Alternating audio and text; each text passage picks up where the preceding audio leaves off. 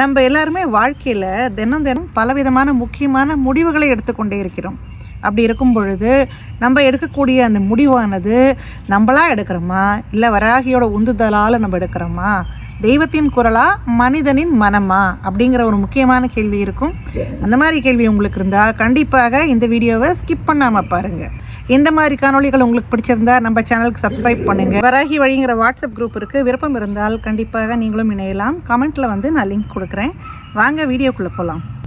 எல்லோருக்கும் வணக்கம். இன்றைய நாள் உங்களுக்கு நல்ல நாளாக இருக்கட்டும். ஓம் ஓம் வராகி, ஜெய் ஜெய் வராகி. அதாவது நம்ம பூஜையெல்லாம் பண்ணுறோம் அம்பாளுக்கு.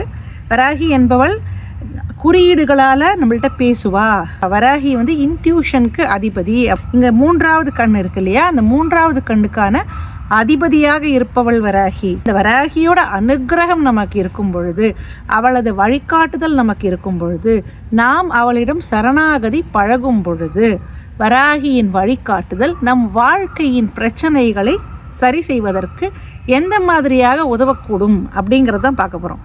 இதுக்கு முன்னாடி ஒரு கதை நான் உங்களுக்கு சொல்கிறேன், கேட்டுக்கோங்க. ஒரு கிராமம் இருக்குது. அந்த கிராமத்தில் மனிதர்கள் ரொம்ப அமைதியான வாழ்க்கையை வாழ்ந்து கொண்டிருக்கிறார்கள். அப்போ அந்த கிராமத்துக்குள்ளே ஒரு பூதம் வருது. அந்த பூதம் என்ன பண்ணுறது, எல்லாரையும் பிடிச்சி சாப்பிட்றது.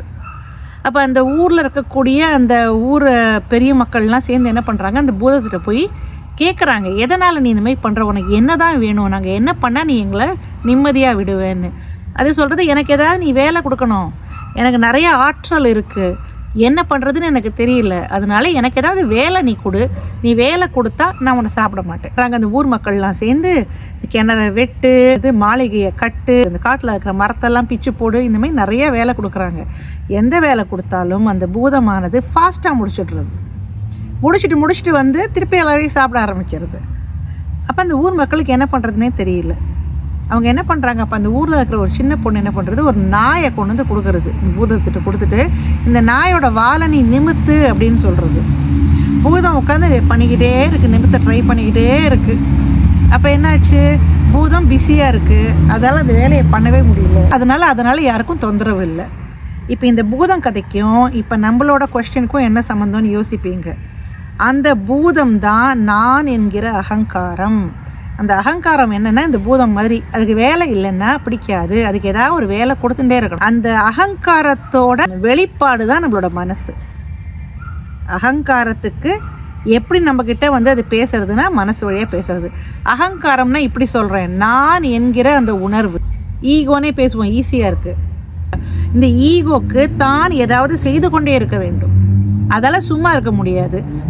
அதனால் என்ன பண்ணுவோம்னா, நம்மளோட மனதை யூஸ் பண்ணும். அது மனசை யூஸ் பண்ணி நம்மக்கிட்ட ஏதாவது பேசிக்கிட்டே இருக்கணும். நம்ம மனதானது உள்ளுக்குள்ளே எதையாவது பேசிகிட்டே இருக்கும். அன்றைக்கி போனோம், அப்படியாச்சு, இவங்க ஏன் இப்படி பேசினாங்க, நம்ம வந்தபோது நம்மளை கண்டுக்கவே இல்லை, பணமே இல்லையே நம்மள்ட்ட, என்ன பண்ணுறது, யார்கிட்ட கடன் வாங்கலாம், ஏதோ ஒன்று ஓடிக்கிட்டே இருக்கும் உள்ளுக்குள்ளே. இதுக்கு கீழே ஒன்று இருக்குது, உள்ளார்ந்து இருக்கக்கூடியது தான் ஆன்மா. தெய்வம் நம்மள்ட்ட எப்படி பேசும்னா, அந்த ஆன்ம ரூபமாக பேசும். ஓகேயா, இதுதான் பேசிக்கு. சரி, இப்போ மெயின் விஷயத்துக்கு வருவோம். நமக்கு வாழ்க்கையில் ஒரு பிரச்சனை இருக்குது, இல்லை ஏதோ ஒரு முடிவு எடுக்கணும். அப்போ அந்த தெய்வம் தான் பேசுகிறதா, இல்லைன்னா நம்மளோட மனது, அதாவது ஈகோ பேசுகிறதா அப்படின்னு எப்படி தெரிஞ்சுக்கலான்னு பார்த்தீங்கன்னா, ஒரு வேலைக்கு அப்ளை பண்ணோம் அப்படின்னு வச்சுக்கோங்க. ஃபார் எக்ஸாம்பிள், உடனே மனசு என்ன பண்ணணும்னா, நம்மளை அவசரப்படுத்தும். உடனே போனோம், இப்பயே பண்ணணும், இந்த நொடியே நம்ம பண்ணணும், இப்படி பண்ணலைன்னா நமக்கு வேலை கிடைக்காது. இப்போ போய் இந்த இடத்துல இந்த பணத்தை நம்ம கட்டலைன்னா நம்மளால் வீடு கட்ட முடியாது. அப்படிங்கிற அந்த பதட்டமான ஒரு மனநிலைக்கு கொண்டு வரும். நம்மளை பதட்டமாகவே வச்சுருக்கோம். நம்மளை மனதானது எல்லாத்தையுமே அவசரப்படுத்தும். ஆனால் அதே இந்த ஆன்மாவின் குரலாக இருக்கும் பொழுது அதில் அவசரம் இருக்காது. ஓகேங்களா, இதுதான் நம்பர் 1. நம்பர் 2, மனதானது ஏதாவது ஒரு விஷயம் சொல்லும் பொழுது அது எப்படிலாம் தப்பாக போகலாம் அப்படின்னு நம்மள்ட்ட சொல்லி பயத்தை கிளப்பும். இப்போ ஒரு எக்ஸாம்பிள் சொல்கிறேன். உங்கள் வீட்டில் ஒரு குழந்தை இருக்குது, இன்ஜினியரிங் படிக்கணும்னு நீங்கள் ஆசைப்படுறீங்க, 12ஆம் கிளாஸ் படிக்கிறது. அந்த பையன் ஸ்கூலுக்கு எக்ஸாம் எழுத போயிருக்கான். இவ்வளோ தான் நடந்திருக்கு. பையன் ஸ்கூலுக்கு 12th எக்ஸாம் எழுத போயிருக்கான். நம்ம மனசு என்ன பண்ணும் தெரியுமா, இவன் போயிருக்கானே, நல்லபடியாக பேப்பர் வரணும், கொஸ்டின் ஈஸியாக இருக்கணும், கொஸ்டின் கஷ்டமாக வந்தால் என்ன பண்ணுறது, இவன் வந்து இந்த இவ்வளோ மதிப்பெண்கள் வாங்காமல் இந்த கட் ஆஃப்க்கு கீழே வாங்கிட்டா என்ன பண்ணுறது, அப்போ நம்ம எப்படி வந்து பணத்தை அரேஞ்ச் பண்ணுறது, ப்ரைவேட் காலேஜில் போடலாமா, ஏதாவது நம்ம வந்து டொனேஷன் கொடுக்கணுமா, அப்போ யாருக்கிட்ட போய் நம்ம பணம் வாங்குறது, நகையை விற்கலாமா, வீட்டை விற்கலாமா, இப்படி தான் யோசிக்கும். நடந்தது என்ன, பையன் எக்ஸாம் எழுத போயிருக்கான், இவ்வளோ தான் ஆயிருக்கு. ஆனால் எல்லாத்துலேயுமே வந்து எல்லாமே தப்பாக போனால் ஒர்ஸ்ட்டு கேஸ் சுச்சுவேஷன்னு சொல்லுவாங்க. அந்த ஒர்ஸ்ட்டு கேஸ் சுச்சுவேஷனை நம்மக்கிட்ட சொல்லும். அது சொல்லி நம்மளை வந்து பயமுறுத்தி விடும், பேனிக் பண்ணிவிடும். ஓகேயா? ஸோ தெய்வத்தின் குரலானது அந்த மாதிரிலாம் பண்ணவே பண்ணாது. தெய்வத்தின் குரல் வந்து நம்மளை பயமுறுத்தாது, கான்ஃபிடென்ஸ் கொடுக்கும், தன்னம்பிக்கை கொடுக்கும். நீ தைரியமாக போ, பண்ணு அப்படி சொல்லும் தெய்வம். அவசரப்படுத்தாமல் நிதானமாக இருக்கக்கூடியது தெய்வத்தின் குரல். நீ கவலைப்படாத, எல்லாம் நல்லா நடக்கும், தைரியமாக காலை எடுத்து வை அப்படின்னு சொல்லக்கூடியது தெய்வத்தின் குரல். மூணாவது விஷயம் என்னென்னா, நமக்கு சந்தேகத்தை கிளப்பி விட்டு கொண்டே இருக்கும். அதாவது ஒரு முடிவு எடுப்போம், உடனே டவுட் ஆகிடும். சரி, அதுலேருந்து ஆப்போசிட்டாக ஒரு முடிவு எடுப்போம், திருப்பி டவுட் ஆகிடும். அதாவது இப்போ ஒரு இடம் வாங்க போவோம், கொண்டு போய் காசு கொடுத்துருவோம் அவங்கள்ட்ட, அப்புறம் கன்ஃபியூஷன் ஆகிடும். ஒரு கால் இவங்க ஏமாற்றிட்டா, அவங்க சொன்னாங்க இவங்க சொன்னாங்க, வேணாம் தேவையில்லைன்னு சொல்லி பணத்தை வாங்கிடுவோம். அதாவது நம்மளே செகண்ட் கெஸ் பண்ணிக்கிட்டே இருப்போம். நம்மளால் ஸ்திரமான முடிவை எடுக்க முடியாத அளவுக்கு சந்தேகம் வந்து கொண்டே இருக்கும். நம்பிக்கை வராது. நம்பிக்கையே இல்லாத அந்த முடிவை குழப்பி விடுறது பார்த்திங்களா, அது மனது பண்ணும். ஏன்னா மனசு என்ன பண்ணுன்னா, லாஜிக்கலாக எல்லாத்தையும் சொல்லிகிட்டே இருக்கும். அதோட வேலை என்னென்னா, நம்ம உயிரோடு இருக்கணும், அதுதான் அதுக்கு முக்கியம். கரெக்டாக? இந்த சந்தேகம், நம்பிக்கை இல்லாத தன்மை, சந்தேகப்படக்கூடிய அந்த ஒரு மனநிலையை வந்து நமக்கு நம்மளோட ஆன்மா கொடுக்காது. சரியா? ஏன்னா ஆன்மாங்கிறது என்ன, ஜென்மமாக வந்து கொண்டிருக்கு, அது இறப்பே கிடையாது. ஆன்மாங்கிறது ஸ்திரமாக இருக்கக்கூடியது. ஓகே? மனதுங்கிறது இந்த உடலோடு இருக்கக்கூடியது. சரியா? இந்த உடல் இப்போ தான் வந்தது. ஆன்மாக்கு பல ஜென்மங்களாக நடந்த விஷயங்கள் தெரியுங்கிறதுனால ஆன்மா அமைதியாக இருக்கும், ஆன்மா பயப்படாது, ஆன்மா இப்படி சந்தேகப்படாது. ஒரு டெசிஷனை எடுத்துட்டு மைண்டை மாற்றாது. சரியா? இது ஸ்திரமாக நிற்கக்கூடியது தான் ஆன்மா. ஆன்மா யாரோட வார்த்தைகளை கேட்கும்? தெய்வத்தின் வார்த்தைகளை கேட்கும். அதன் வெளிப்பாடு எல்லாமே தெய்வத்தின் குரலாக மட்டுமே இருக்கும். இன்னும் 2 பாயிண்ட் இருக்குங்க, மறந்து போய் ஸ்கிப் பண்ணி என்னடா ரொம்ப லாங்காக இந்த அம்மா பேசுகிறாங்கன்னு போயிடாதீங்க, ரொம்ப இம்பார்ட்டண்ட்டு, தயவுசெய்து கேளுங்க.